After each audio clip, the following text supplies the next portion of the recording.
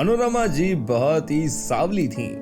वहीं उनकी बहू चंदा चांद सी खूबसूरत, लेकिन चंदा जितनी खूबसूरत थी उसका मन उतना ही काला था। अच्छी सास मिलने के बावजूद वो कभी अपनी सास से ढंग से बात तक नहीं करती थी और हमेशा अपने खूबसूरती के घमंड में चूर रहती थी। एक बार की बात है, शाम को, बहू एक कप चाय बना दे, सर दर्द से फटा जा रहा है। सासू माँ, आपको चाय की क्या जरूरत है? वैसे भी आप इतनी काली हो, गर्मी में चाय पियोगी तो और काली हो जाओगी। मनोरमा जी बहू की इस बात पर कुछ नहीं कहती। वहीं बहू रसोई में जाके खुद के लिए चाय बनाकर कमरे में चली जाती है, लेकिन सास को पूछती तक नहीं। जिसके बाद मनोरमा जी खुद ही किचन में जाके चाय बना लेती हैं। तभी बहू वहां आ जाती है।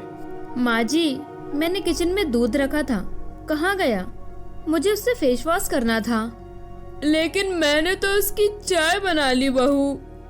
हाँ, अभी तो मैंने मना किया था ना आपको चाय के लिए। अब मैं फेस वॉश किससे करूं? मुझे आपकी तरह काली कलूटी नहीं बनना। रसोई में आपको कुछ भी चाहिए रहता है तो मुझसे पूछ कर लिया करो। अब मुझे फिर से दूध मंगाना पड़ेगा। शिट, जाओ आप यहाँ से। एक काम करिए, आप ही दूध लेकर आइए। बहू, दूध बहुत महंगा है, वो मुंह धोने के लिए नहीं बना। हाँ, कर दी ना गरीबों वाली बात। अरे मेरे पापा के घर में मैं दूध से ही नहाती थी, यहाँ मुंह धुलने के लिए भी दिक्कत है।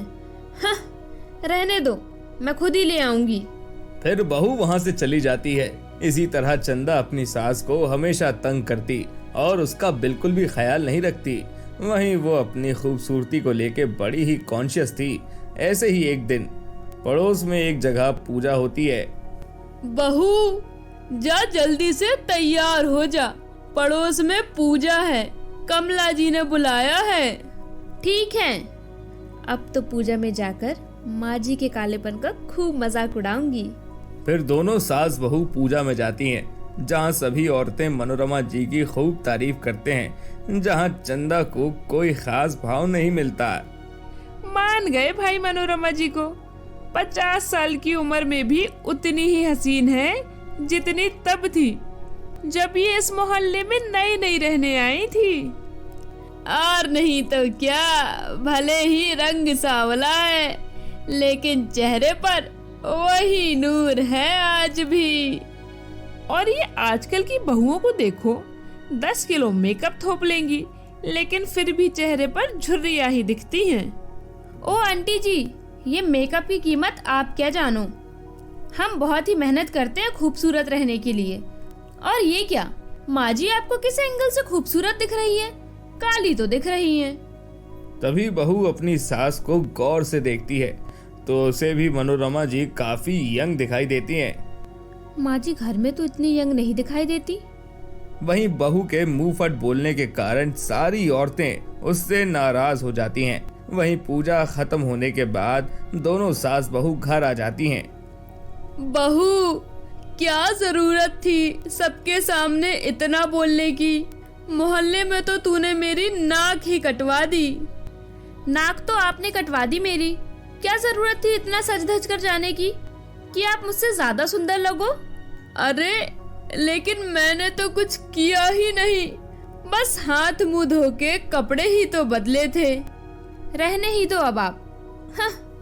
फिर बहू वहां से चली जाती है, लेकिन अब वो अपनी खूबसूरती को लेकर और भी ज्यादा सचेत हो जाती है और नए नए तरह की क्रीम और पाउडर लगाने लगती है, जिससे उसका चेहरा दिन ब दिन खराब होने लगता है।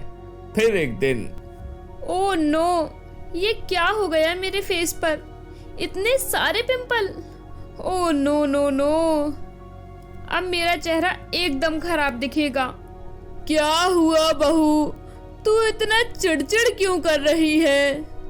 आप तो मुझसे बात ही मत करो, चली जाओ यहाँ से। सब कुछ आपके ही कारण हो रहा है। ना आपके काले चेहरे पर आए नूर को देखकर मैं जेलस होती, और ना ही मैं अपने चेहरे पर दुनिया भर की क्रीम लगाती, और ना ही ये सब होता। अब दुनिया भर के केमिकल वाले प्रोडक्ट यूज करोगी तो यही होगा ना। नसीहत देना सबको आता है। अपनी खूबसूरती का राज बता दोगी तो क्या तुम्हारे चेहरे का नूर चला जाएगा? क्यों सासू माँ? अरे नहीं बहू, ऐसा कुछ नहीं है।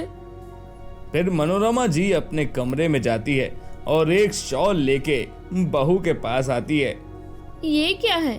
एक शॉल? ये कोई ऐसा वैसा शॉल नहीं है, जादुई शॉल है, जादुई। मेरी सास को भी मेरा काला रंग नहीं पसंद था, जैसे तुम्हें नहीं पसंद, जिस कारण वो मुझे रोजाना ताने मारा करती थी, बहुत खरी खोटी सुनाती थी, जिससे परेशान होके मैं एक बाबा के पास गई। तब उन्होंने मुझे ये शॉल दी थी और कहा था जब भी मैं मुंह धुलूं इससे मुंह पोंछ लूं, जिससे मेरे चेहरे का नूर हमेशा बरकरार रहेगा और कोई मुझे मेरे रंग के लिए लज्जित नहीं करेगा। बहू, तुम इसे इस्तेमाल करके देखो, सब सही हो जाएगा। जिसके बाद चंदा अपनी सास का दिया हुआ शॉल ले लेती है और हमेशा मुंह धुलने के बाद उससे ही मुंह पोंछने लगती है, जिससे उसके चेहरे पर आए दाग धब्बे गायब हो जाते हैं और वो पहले से भी ज्यादा खूबसूरत हो जाती है और अब वो कभी अपनी सास से घृणा का भाव नहीं रखती है। थैंक यू माँ जी, आज आपकी वजह से ही मुझे मेरी खूबसूरती वापस मिली है। आपका बहुत बहुत धन्यवाद माँ जी। जिसके बाद बहू सास के गले लग जाती है